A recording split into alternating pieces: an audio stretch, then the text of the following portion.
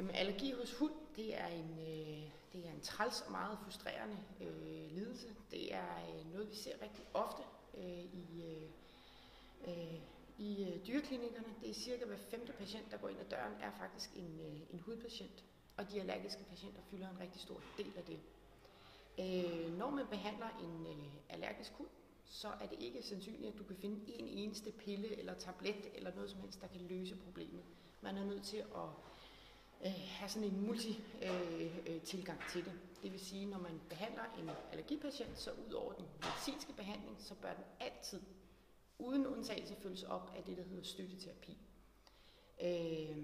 Med støtteterapi, der mener man for eksempel shampoo-vask, man snakker om foder og kosttilskud, og det er rigtig vigtigt at vide, hvad for nogle produkter man har, som man kan jonglere med.